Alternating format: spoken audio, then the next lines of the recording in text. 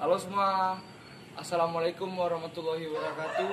Saya Tarunani Pandi Zaki Alfarisi dari program studi D4 Lalu Lintas Udara Angkatan ke-26 dari Sekolah Politeknik Penerbangan Indonesia Curug. Nomor induk Taruna 31419014 akan mempresentasikan tentang non-directional beacon untuk memenuhi tugas dari mata kuliah Radio and Navigation. Kita langsung masuk pada topik yang pertama. Apa itu NDB? NDB atau Non-Directional Beacon adalah salah satu jenis alat navigasi dalam dunia penerbangan yang digunakan untuk memberikan informasi berupa arah atau bearing kepada pesawat. Pada dasarnya, NDB menggunakan suatu pemancar yang menggunakan gelombang elektromagnetik dengan pola pancaran omnidirectional atau ke segala arah. Artinya, polanya menyebar secara vertikal untuk membantu pesawat dari segala arah. NDB memiliki 4 fungsi utama, yaitu yang pertama, homing. Untuk membantu pesawat menuju stasiun NDB atau bandara. Yang kedua ada en route. Membantu rute pesawat. Biasanya NDB diletakkan di antara bandara yang memiliki jarak yang cukup jauh. Untuk menentukan rute pesawat, NDB tidak dipasang pada daerah pelabuhan udara yang dituju, tetapi pada suatu tempat atau checkpoint tertentu sepanjang jalur penerbangan. Yang ketiga ada locator. Locator merupakan NDB low power yang ditempatkan di perpanjangan garis tengah landasan guna membantu menunjukkan kepada penerbang pada saat approach letak garis tengah landasan yang diperlukan untuk membantu pesawat agar dapat mendarat tepat pada centerline runway.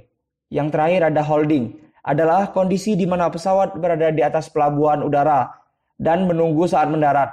Penerbang harus menunggu petunjuk dari ATC. Dalam prosedur holding, ini ditentukan suatu titik atau fix pada daerah holding, dan ini berupa NDB atau dapat pula suatu stasiun VOR.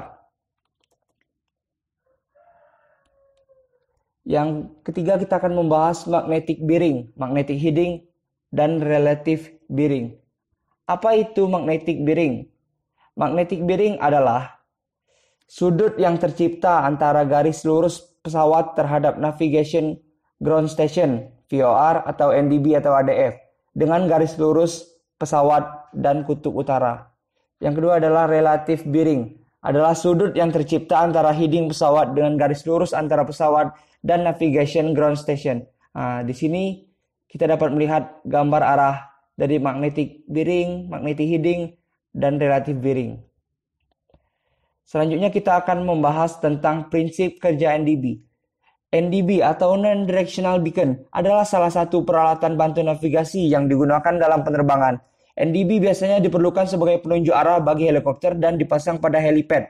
Helipad resmi baik di darat maupun di lepas pantai.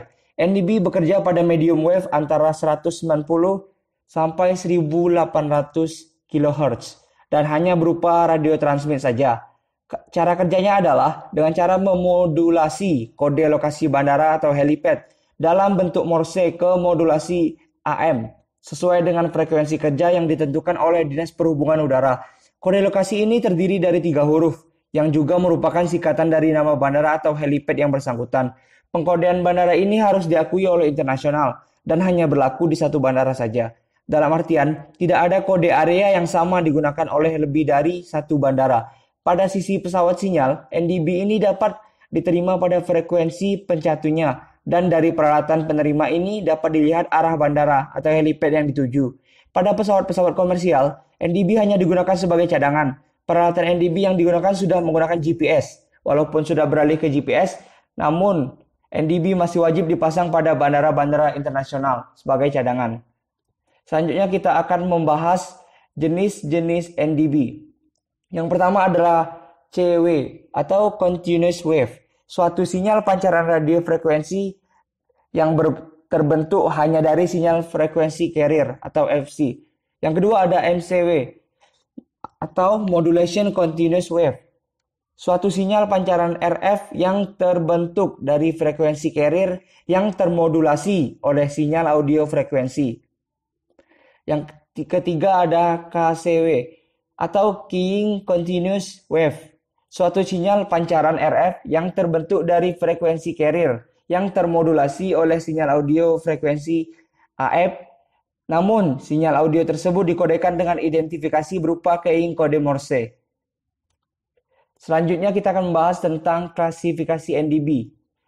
Klasifikasi NDB yang pertama ada low range, daerah cakupan coverage range antara 50 nautical mile sampai dengan 100 nautical mile. 1 nautical mile sama dengan 1853 km dengan daya pancar antara 50 watt sampai dengan 100 watt. Yang kedua ada medium range, daerah cakupan antara 100 nautical mile sampai dengan 150 nautical mile dengan daya pancar antara 100 watt sampai dengan 1000 watt. Yang terakhir ada high range, daerah cakupan coverage range antara 150 nautical mile sampai dengan 300 nautical mile atau lebih dengan daya pancar antara 1000 watt sampai dengan 3000 watt.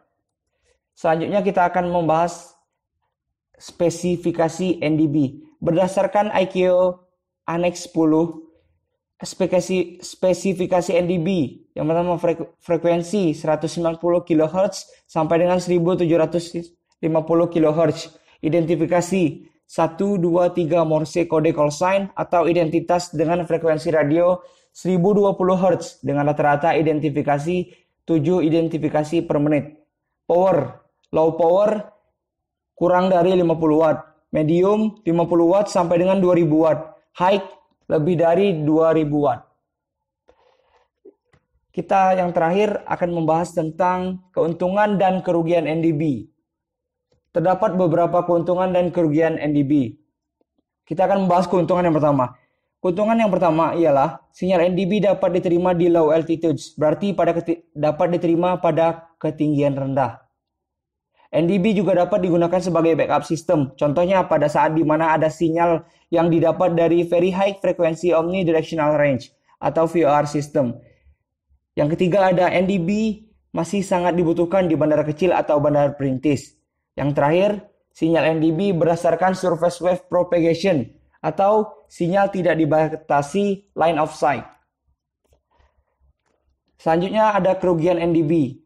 Sinyal yang terbatas karena beberapa faktor, yaitu interference effect atau disebut dengan efek gangguan, yaitu gangguan yang terjadi jika ADF menerima 2 atau lebih sinyal yang dipancarkan oleh NDB.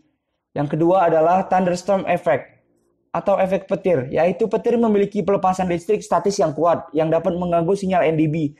Jarum pada ADF indikator terkadang bergerak-gerak ke arah petir tersebut. Yang ketiga ada mountain effect atau efek pegunungan, yaitu pegunungan dapat menyebabkan refleksi dan difraksi sehingga menyebabkan kesalahan pembacaan arah oleh ADF. Yang keempat ada night effect. Efek malam, yaitu sinyal rendah atau ketiadaan sinyal saat malam hari karena pencemaran oleh gelombang radio. Yang terakhir ada coastal refraction, pembiasan daerah pantai atau shoreline effect. Permukaan gelombang bergerak satu arah terhadap daratan, tetapi arah lain menuju air atau pembiasan. Hal ini dapat menyebabkan kesalahan pembacaan pada indikator ADF. Dan kita telah sampai pada yang terakhir, ini adalah gambar dari alat NDB. Nah, bisa dilihat ada 3 contoh gambar NDB. Sekian video presentasi dari saya. Semoga dapat memberi manfaat untuk penonton. Kurang lebihnya mohon maaf. Sekian, terima kasih. Dadah.